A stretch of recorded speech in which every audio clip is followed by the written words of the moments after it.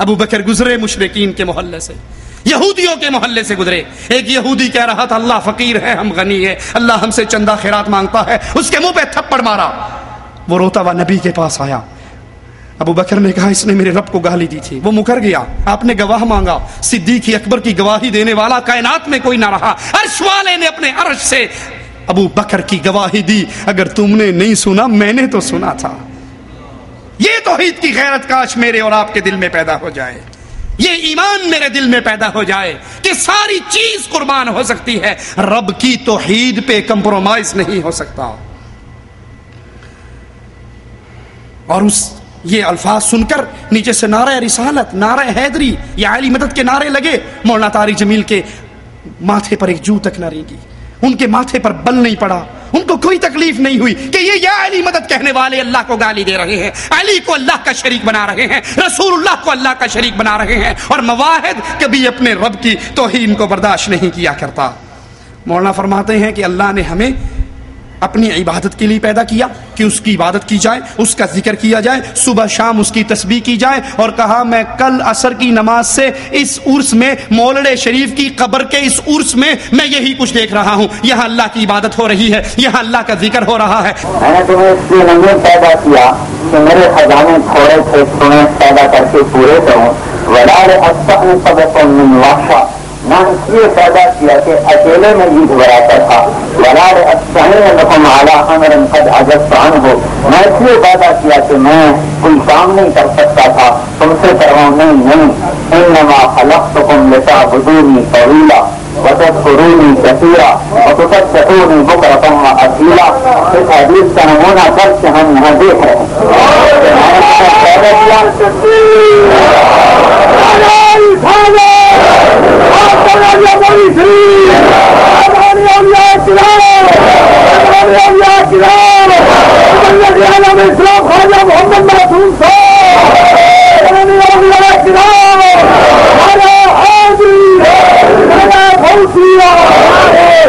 لا حول ولا قوت الا باللہ. جو قبروں پہ سجدہ ریز ہیں مولانا اس کو اللہ کی عبادت کہہ رہے ہیں. جو حق ہو کے نعرے مار کر محمد کی مخالفت کر رہے ہیں صلی اللہ علیہ وسلم، صرف ان کو جوڑنے کے لیے کہ امت کو توڑو نہیں، امت کو جوڑو.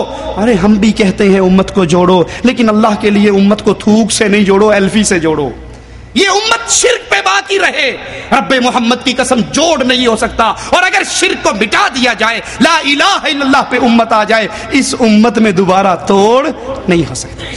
میرے شیخ، میرے استاد، اللہ ان کی قبر کو جنت کا باغ بنائے، حافظ عبداللہ بہاولپوری رحمت اللہ علیہ.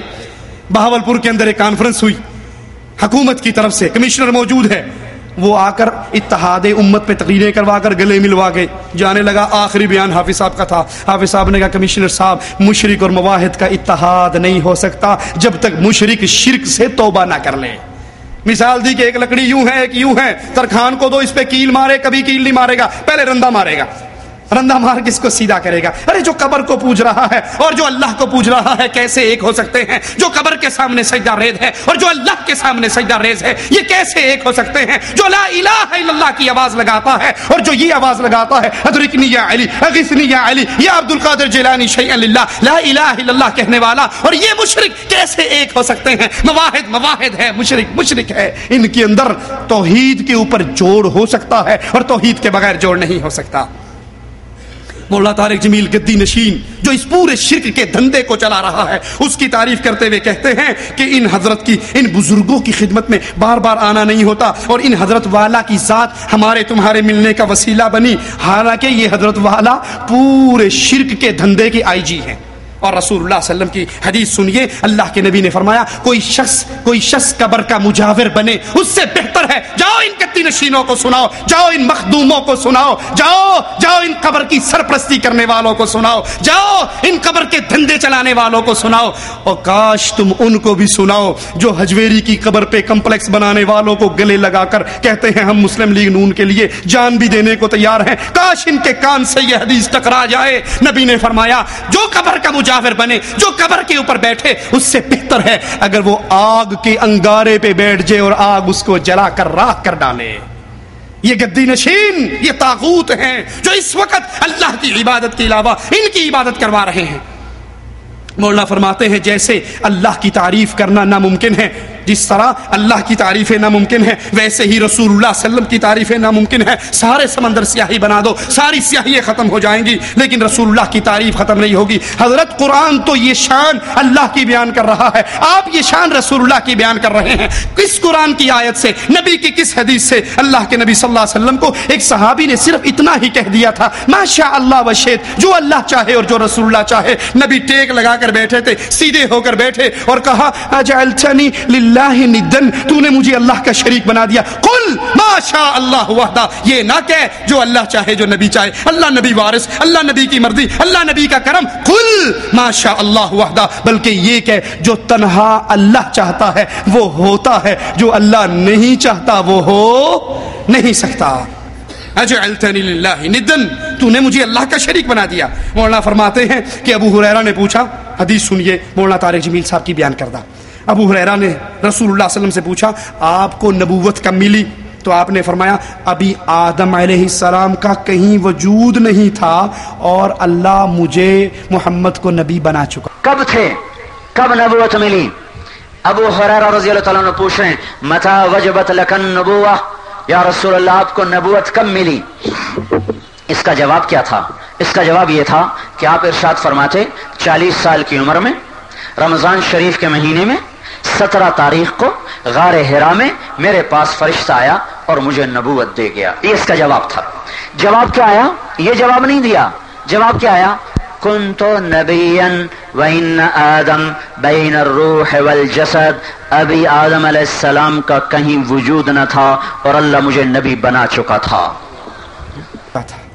انا للہ و انا الیہ راجعون۔ اے کاش مولانا آپ ہر پڑی ہوئی چیز کو بیان کرنے سے پہلے ایک لمحے کے لیے رک کر یہ تو سوچ لیں کیا یہ اللہ کے نبی کی حدیث ہے یا آپ کے ذمہ جھوٹ باندھا گیا ہے؟ کیونکہ رسول اللہ صلی اللہ علیہ وسلم نے فرمایا، رسول اللہ صلی اللہ علیہ وسلم نے فرمایا من کذب علی متعمدا، جو جان بوجھ کے بغیر تحقیق کے میرے اوپر جھوٹ باندھتا ہے وہ اس دنیا میں رہتے ہوئے اپنا ٹھکانہ جہنم میں بنا لے، او کما قال علیہ الصلوۃ والسلام۔ کاش اس من گھڑت روایت، اس جھوٹی روایت کو فرمان رسول کہتے ہوئے آپ کی زبان لڑکھڑا جاتی، آپ رک جاتے۔ یہ حدیث رسول نہیں ہے، یہ جھوٹ ہے جو محمد رسول اللہ صلی اللہ علیہ وسلم کے ذمہ لگایا گیا۔